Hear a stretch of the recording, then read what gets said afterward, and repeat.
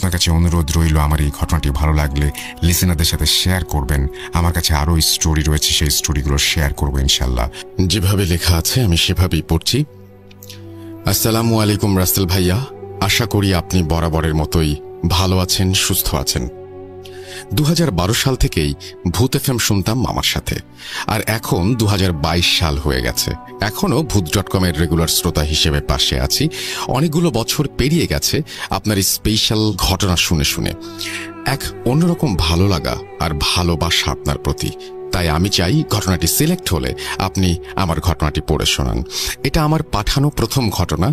আজ আমার ও আমার পরিবারের সাথে ঘটে যাওয়া একটা ভয়ঙ্কর সত্য ঘটনার অধ্যায় লিখে পাঠাচ্ছি আপনাকে।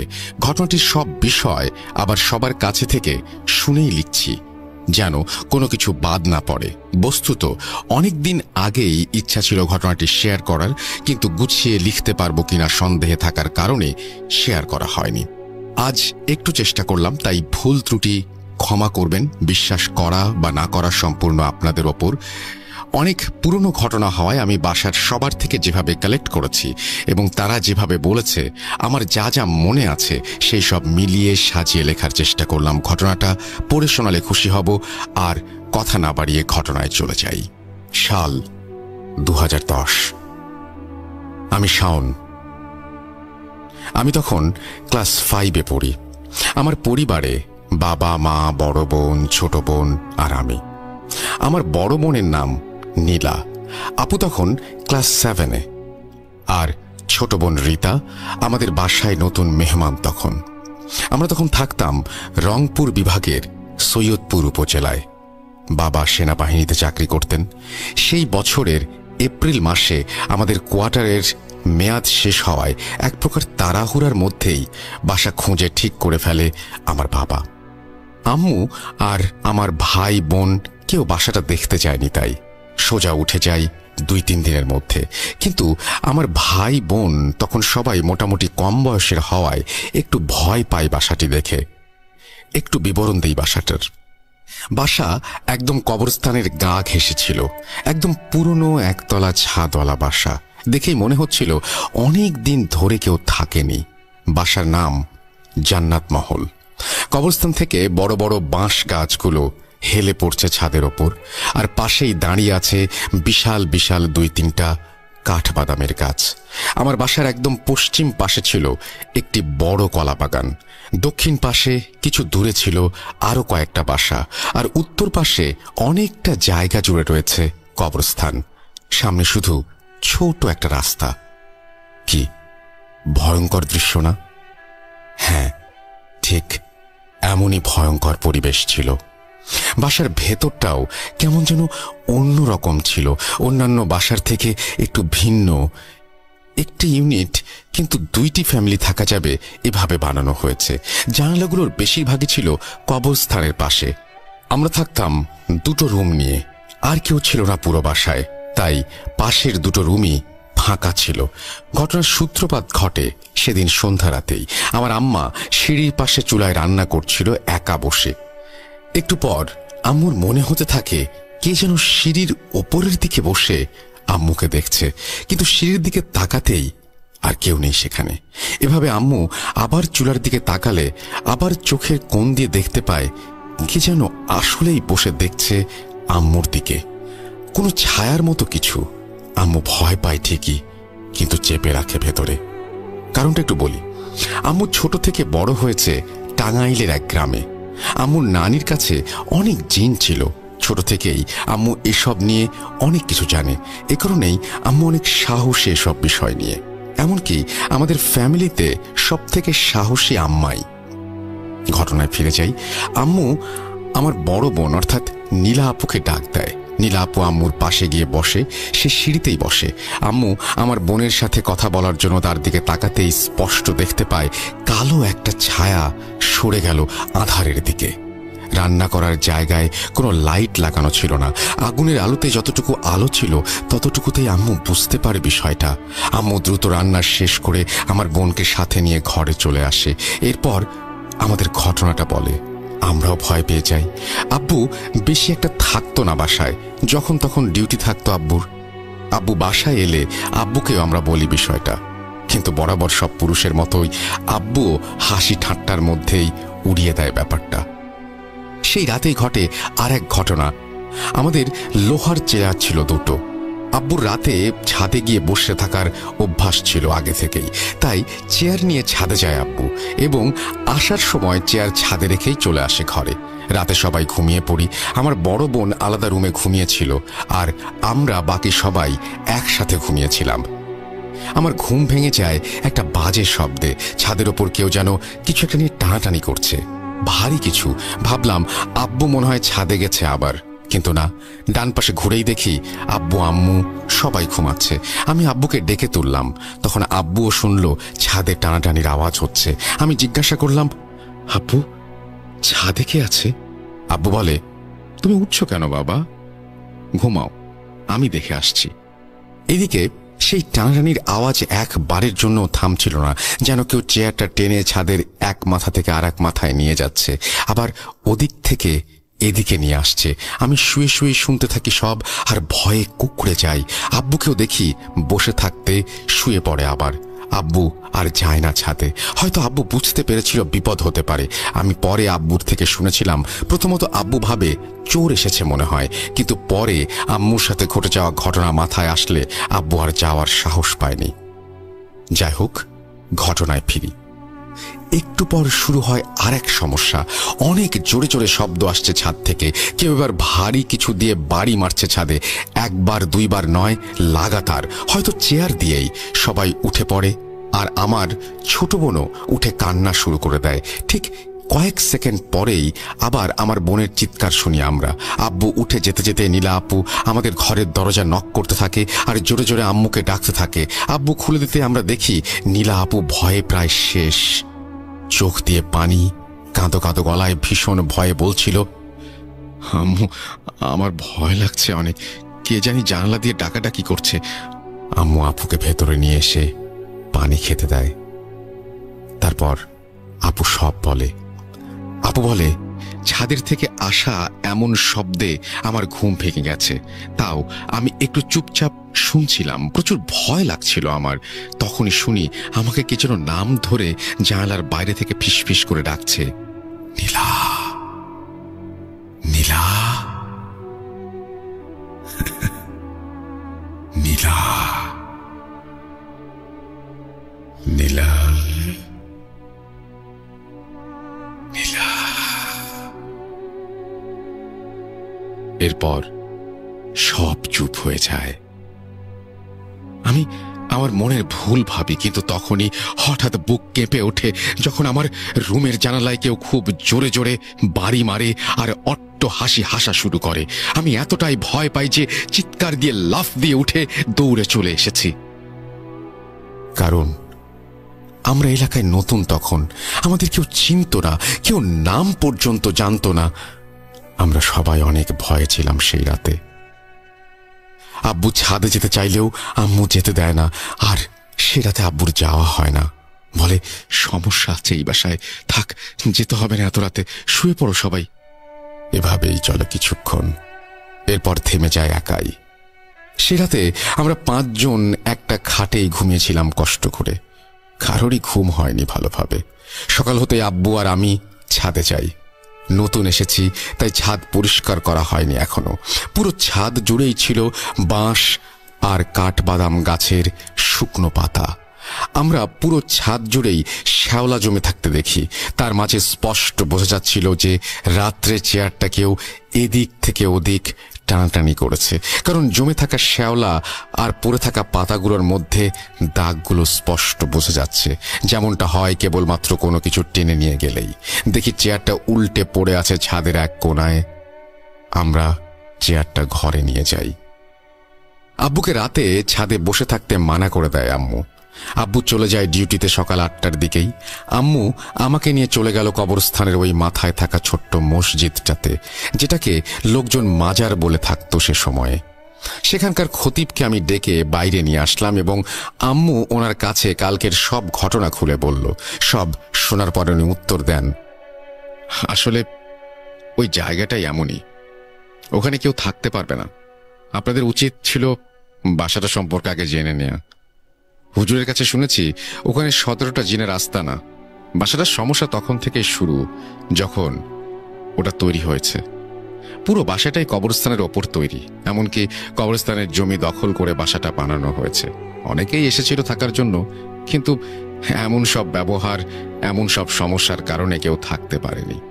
এই তো আপনাদের ওখানে ওঠার আগে একটা মাদ্রাসা চালু করা হয়েছিল সেখানে, মূলত এসব সমস্যা শেষ হয়ে যাবে এটা ভেবেই।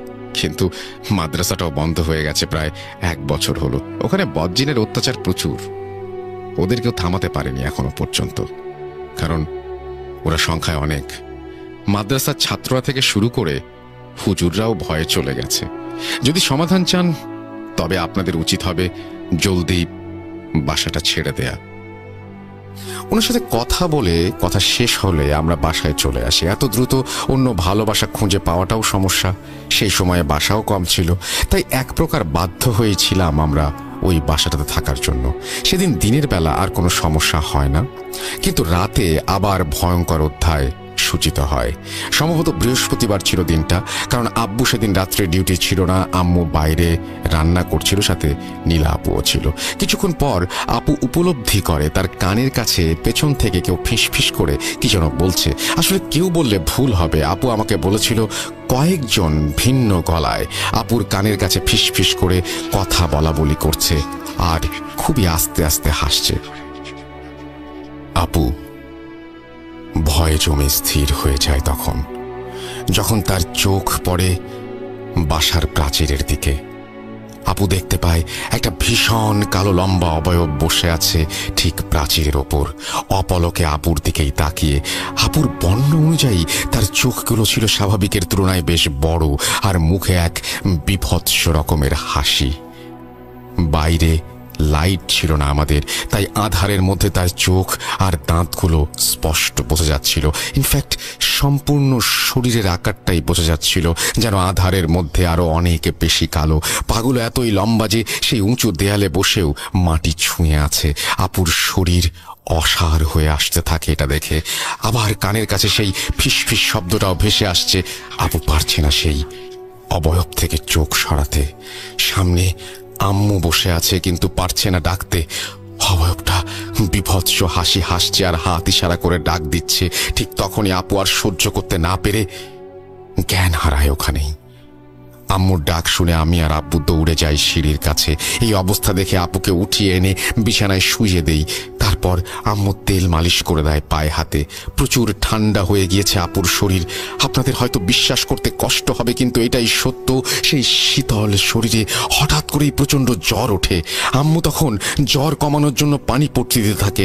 আব্বু জলদি গিয়ে মাজারের হুজুরকে মাজার থেকে ডেকে আনে। তখন এশার আজান হয়ে গেছে। হুজুর এসে কিছু সূরা আর দোয়া পড়ে ফুঁ দিয়ে যায়।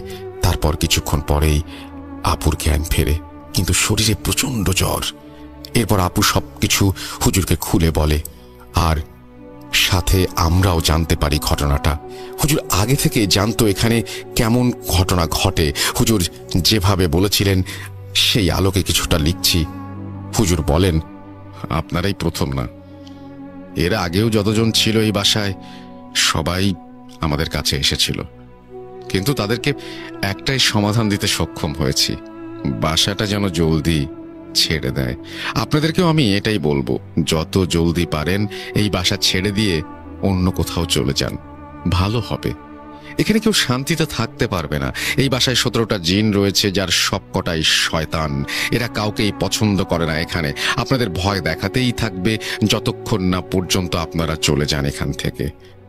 আর এদের তাড়ানোও যায় না, এরা অনেক শক্তিশালী। তাই আপনারা যত দ্রুত পারেন চলে যান এখান থেকে। আজকে রাতটা আপনার মেয়েকে দেখে রাখুন, চিন্তার কোনো কারণ নেই, সুস্থ হয়ে যাবে খুব জলদি ইনশাল্লাহ। মাথায় পানি দিতে থাকুন, কাল তাবিজ পাঠিয়ে দেব আপনার 2 মেয়ের জন্যই। আমার ছোট বোনকে ঝেড়ে দিয়ে তিনি কিছুক্ষণ পর চলে যান। এখানে একটা বিষয় যোগ করব, আমার ছোট বোন রীতা, সে এখানে আসার পর থেকে সন্ধ্যায় খুব জোরে কান্নাকাটি শুরু করত। কোনো কিছুতেই তাকে থামানো যেত না, এক সুরে কাঁদতেই থাকবে অনেকক্ষণ, এবং একটা নির্দিষ্ট সময় পর চুপ হয়ে যেত। বাসাটার সবকিছুই সময় বুঝে শুরু হতো এবং শেষ হতো। কেমন অদ্ভুত না? এরপর সেই রাত আমরা আবার একই রুমে 5 জন ঘুমাই, কিন্তু মাঝরাতে আমার ঘুম ভেঙে যায় অদ্ভুত এক শব্দে। না, টানাটানির কোনো শব্দে নয়, কারণ আজ ছাদে চেয়ার নেই। আজ ছাদ থেকে মাটির গুঁড়া ফেলছে কবরস্থানে, একদম আমাদের জানালার সোজা। আমি একটু জড়সড় হয়ে যাই, আব্বুকে জড়িয়ে ধরি। একটু পর শুরু হলো ছাদের দৌড়াদৌড়ির শব্দ। 1 জন 2 জন না, অনেকজন একসাথে। আমার অল্প শব্দেই ঘুম ভেঙে যায় কেন জানি। ঘুম ভাঙলে তাকিয়ে দেখি সবাই ঘুমাচ্ছে। আমি ডেকে তুলি সবাইকে। রাতের গভীরতার সাথে সাথে তাদের অত্যাচারও বাড়তে থাকে। কিছুক্ষণ পর ইট ফেলা শুরু হলো ছাদ থেকে। একটু পর পর ধপ ধপ ধপ ইট মাটিতে পড়ছে। আব্বু আম্মু বিষয়টা বুঝে আমাকে বলল, কিছু হবে না, তুমি ঘুমিয়ে পড়ো। আমি শুয়েই শুনতে থাকি, কারণ ঘুম আসছিল না। এভাবে অনেকক্ষণ চলার পর একাই থেমে যায় সব। আমিও ঘুমিয়ে পড়ি। আশ্চর্যের বিষয়, সকালে উঠে আমরা ছাদে গিয়ে দেখি সব ইট ঠিকঠাক আছে, কিন্তু তাহলে রাতে এত ইট কোথা থেকে পড়ল? এক প্রকার রহস্যই থেকে গেছে তা। জানিয়ে রাখি, বাসাটা 2 তলা বাড়ানোর জন্য ছাদের এক কোণে ইট এনে রাখা হয়েছিল, যদিও কনস্ট্রাকশন বন্ধ ছিল। আর রাতের বেলা পুরো বাসায় অনেকের পায়ের হাঁটাহাঁটির শব্দ পাওয়া যেত। বাসায় আমরা ছাড়া কেউ আসতো না। মাঝরাতের পর থেকে কেন যেন অনেকে কথা বলছে, লাফালাফি করছে, এরকম অনেক শব্দ, অনেক ঘটনা ঘটতে থাকত। ঘটনায় ফিরে যাই।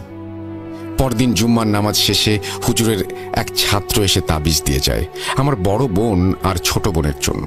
আল্লাহর রহমতে সেদিন আর রিপা কাঁদেনি। সন্ধ্যায় সব ভালোভাবে যাচ্ছিল। আব্বু আসে 9টা-10টার দিকে। আমরাও শুয়ে পড়েছি। আমরা ভেবেই নিয়েছিলাম আর সমস্যা হবে না রাতে, কিন্তু আমরা ভুল ছিলাম।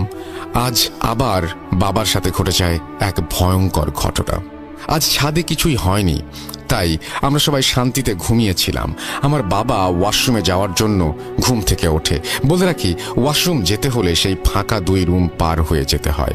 আব্বু যেহেতু ঘুমের ঘোর নিয়েই যাচ্ছিল, তাই যাওয়ার সময় খেয়াল করেনি। বাসার সব গেট ছিল কাঠের, একমাত্র মেইন গেট ছাড়া। ওয়াশরুমে থাকা অবস্থায় আব্বু ওয়াশরুমের গেটের বাইরে থেকে নক করার শব্দ পায়। আব্বু প্রথমে ভাবে আমরাই হয়তো কেউ আব্বুর পিছে পিছে আসছি, তাই তেমন কিছু বলে না। আবারও নক করার শব্দ, ঠিক 2 বার। আব্বু এবার জিজ্ঞাসা করে, কে? কোনো উত্তর নেই ওপাশ থেকে। কিন্তু কিছুক্ষণ পর আবার নক করলে আব্বু রেগে ওঠে, এই কে? এবার ওপাশ থেকে উত্তর আসে একটা কর্কশ হাসি, মেয়েলি কণ্ঠে বলে, বের হবি না, বের হবি না। আব্বু প্রচন্ড ভয় পায়, তবুও চুপচাপ ভেতরেই বসে থাকে অনেকক্ষণ। একটু পরে আব্বু আবার নক করার শব্দ শুনতে পায়, কিন্তু শুনতে পায় অন্য কিছু।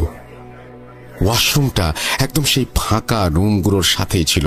আব্বু শুনতে পায় পাশের রুমে খুব লাফালাফি চলছে আর কথাবার্তা, অনেকজনের উপস্থিতি সেখানে, এটা স্পষ্ট বোঝা যাচ্ছিল। কিন্তু আব্বু কি করবে সেটা আর ভেবে পাচ্ছিল না। ভয় অনেক ভেবে আব্বু অজু করে নেয় এবং সাহস করে আল্লাহর নাম নিয়ে বের হয়। দরজা খুলে সাথে সাথে সব নিস্তব্ধ হয়ে যায়। একদম কোথাও কোনো শব্দ নেই, একদম পিন ড্রপ সাইলেন্স।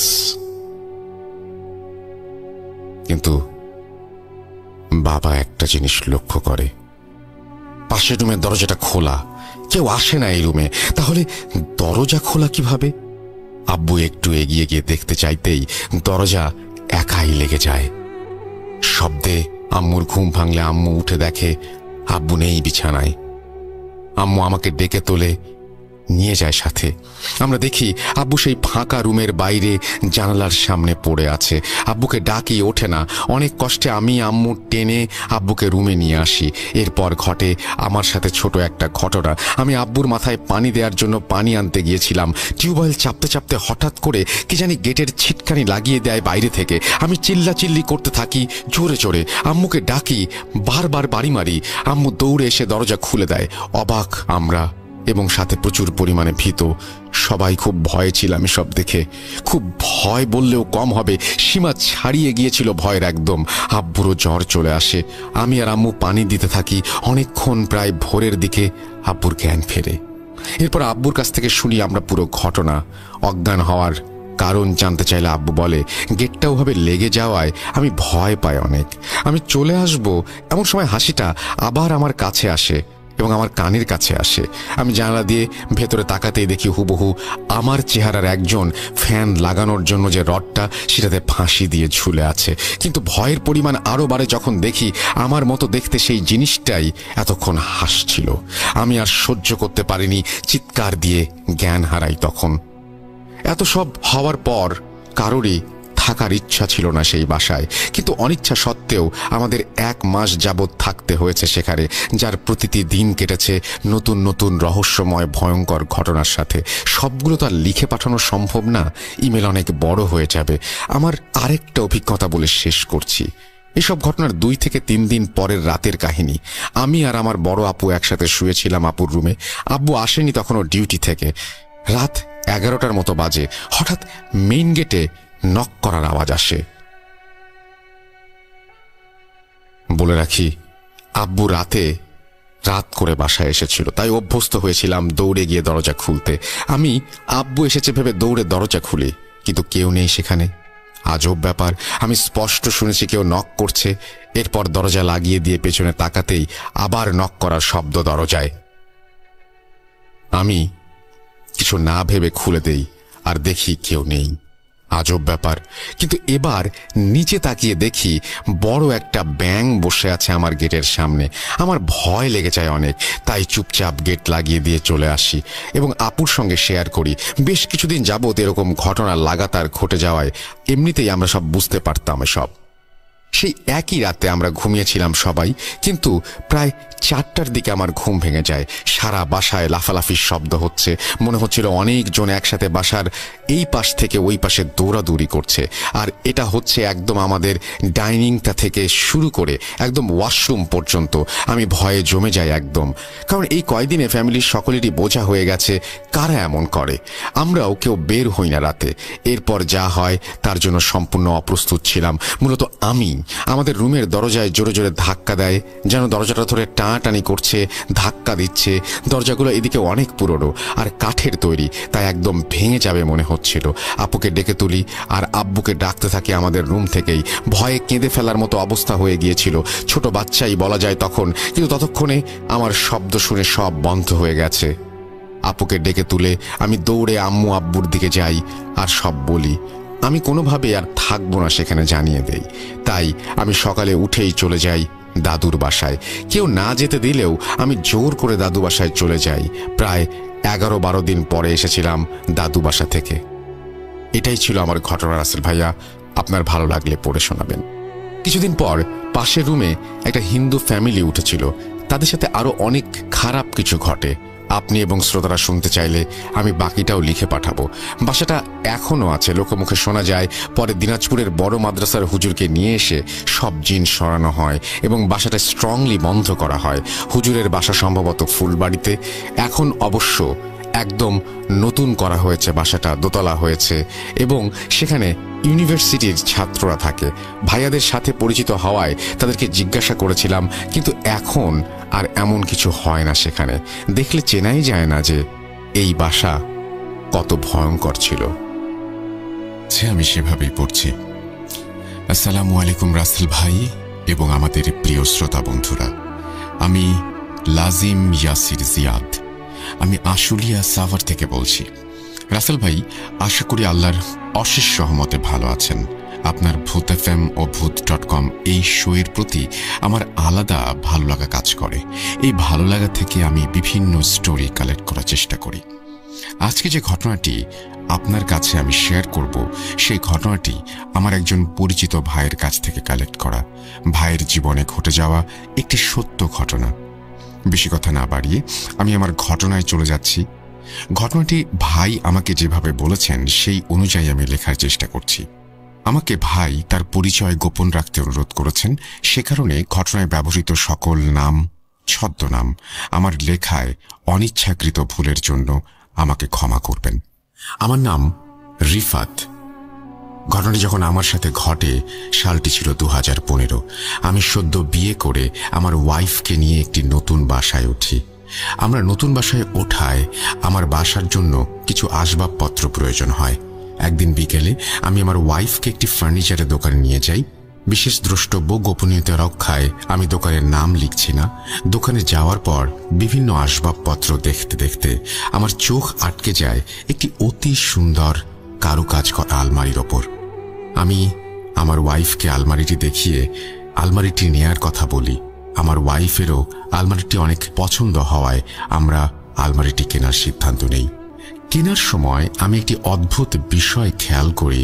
আলমারিটির সৌন্দর্য অনুযায়ী যে দাম হওয়া উচিত, দোকানদার তার চেয়ে অনেক কম দামে আলমারিটি আমাকে বিক্রি করে দিল।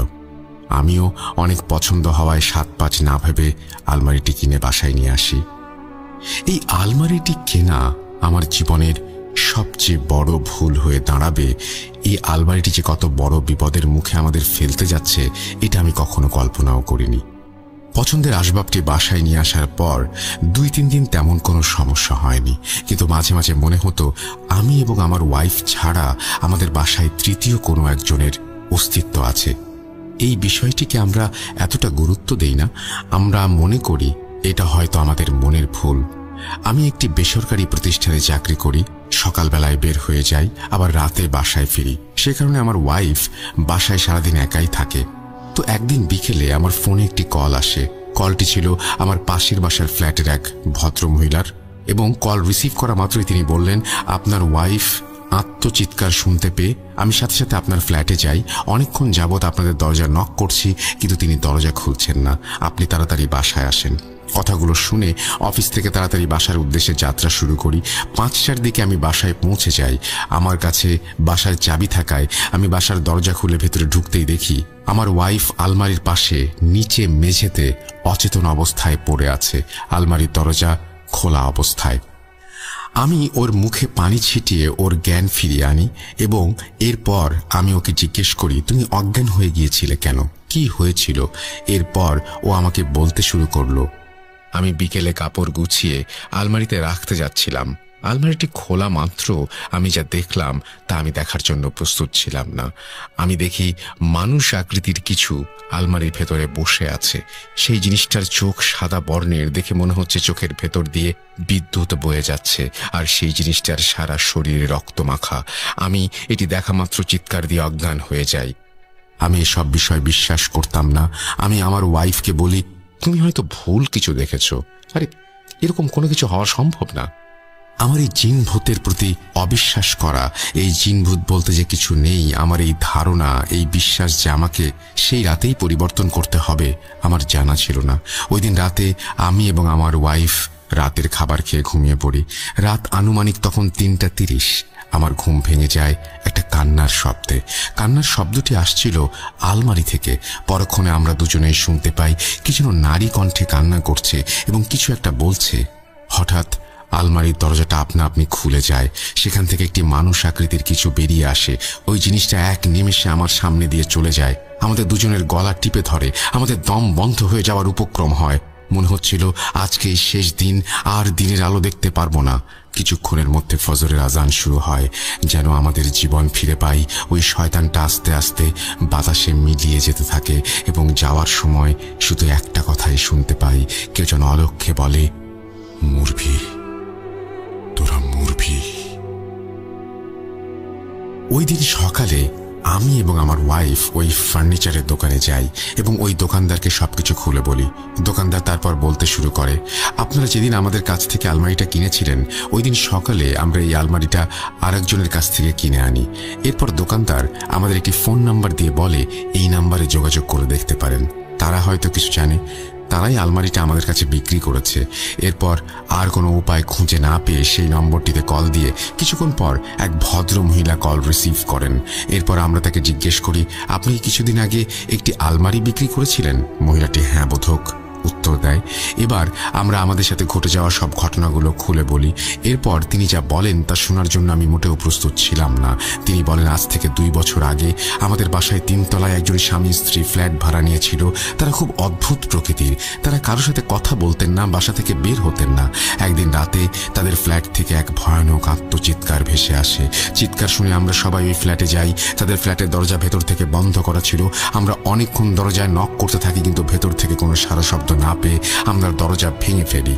দরজা ভেঙে ফ্ল্যাটের ভেতরে যাওয়া মাত্র আমরা দেখি সেই দৃশ্য যা মানুষ দ্বিতীয়বার দেখতে চাইবে না। আমরা সকলে দেখি ওই স্বামী স্ত্রীর নিথর দেহ মেঝেতে পড়ে আছে। তাদের হাত মুচড়ে কেউ ভেঙে দিয়েছে, তাদের চোখ কেউ তুলে ফেলেছে, তাদের দেহ থেকে সব রক্ত শুষে নেওয়া হয়েছে। এরকমভাবে হত্যা করা হয়েছে যে সেটা কোনো মানুষের দ্বারা করা সম্ভব না। ওই রাতে বাসায় পুলিশ এসে বাসার প্রতিটি লাশ উদ্ধার করে। ওই স্বামী স্ত্রীর বাসায় একজন কাজের মেয়ে ছিল। তৃতীয় লাশটা ছিল তাকেও ঠিক একইভাবে হত্যা করা হয়েছিল। এরপর পুলিশ তদন্ত করে, কিন্তু কোনো রহস্য উন্মোচন করতে না পারায় তদন্ত বন্ধ করে দেয়। এরপর আমাদের ওই ফ্ল্যাট কোনোদিন ভাড়া হয়নি, কিন্তু মাঝে মধ্যে ফ্ল্যাট থেকে নানান শব্দ শোনা যেত। এর মধ্যে তাদের পরিবার পরিজন কেউ আমাদের সাথে যোগাযোগ করেনি। আমরা এরপর সিদ্ধান্ত নেই তাদের বাসার সকল কিছু বিক্রি করে দেব। তিনি এই বলে তার কথা শেষ করেন। তার মুখে এসব কথা শুনে আমার পায়ের নিচ থেকে মাটি সরে যায়। এরপর আমি সিদ্ধান্ত নেই আজ আমাদের বাসায় আমরা যাব না, আমরা আমাদের বন্ধুর বাসায় যাব। এরপর আমি এবং আমার ওয়াইফ আমার বন্ধু করিমের বাসায় যাই। এরপর করিমকে আমাদের সাথে ঘটে যাওয়া সকল ঘটনা একে একে খুলে বলি। করিম সব ঘটনা শুনে আমাকে একটি ভালো কবিরাজের সন্ধান দেয়। আমি এবং আমার বন্ধু করিম ওই বিকেলেই কবিরাজের সঙ্গে দেখা করতে তার আশ্রমে চলে যাই। আশ্রমে বেশ কিছুক্ষণ বসে থাকার পর কবিরাজের সঙ্গে আমাদের দেখা করার সুযোগ হয়। তার সাথে দেখা করে আমার এবং আমার ওয়াইফের সাথে ঘটে যাওয়া সকল ঘটনা আমি একে একে বলি। শুনে তিনি আমাদের আশ্বস্ত করেন তিনি আমাদের বাসায় কাল আসবেন। সেদিনের মতো আমিও আমার বন্ধু আশ্রম থেকে বাসায় চলে আসি। সেদিন রাতে আমার এবং আমার ওয়াইফের সাথে একটি অদ্ভুত বিষয় ঘটে যায়। আমরা দুজনেই অদ্ভুত স্বপ্ন দেখতে শুরু করি। স্বপ্নে ওই শয়তান আমাদের বলতে থাকে, তোরা পালিয়ে যাবি কোথায়? তোরা যেখানেই যাস কোনো লাভ হবে না, তোদের রক্ত চুষে খাবো। এসব দেখে আমার ঘুম ভেঙে যায়। ঘুম থেকে উঠে দেখি ফজরের আজান হয়েছে। ঠিক তখনই আমার ফোনে একটি কল আসে। কলটি ছিল কবিরাজের আশ্রম থেকে। কবিরাজ বলে যত তাড়াতাড়ি সম্ভব আমাকে তার সাথে দেখা করতে হবে। আমি আর করিম তখনই কবিরাজের সঙ্গে দেখা করতে চলে যাই। এরপর কবিরাজ আমাদের যা বলেন সেসব কথা শুনে আমরা রীতিমতো ভয়ে ঠান্ডা হয়ে যাই। তিনি বলেন, ওই আলমারিটি কিনে তোমরা মৃত্যুকে আহ্বান জানিয়েছ। ওই আলমারিটি একটি খবিশ জিনের বাসস্থান। জিনকে সে আলমারিতে একটি বাক্সের মধ্যে বন্দী করে রাখা হয়েছিল। জিনটির প্রধান চাহিদা হলো মানুষের রক্ত। তুমি যে স্বামী স্ত্রীর কথা আমাকে বলেছিলে তারা ভয়ঙ্কর কালো জাদু চর্চা করত। তারা তাদের বিভিন্ন অসাধু কাজ সাধনের জন্য ওই জিনকে বন্দী করে।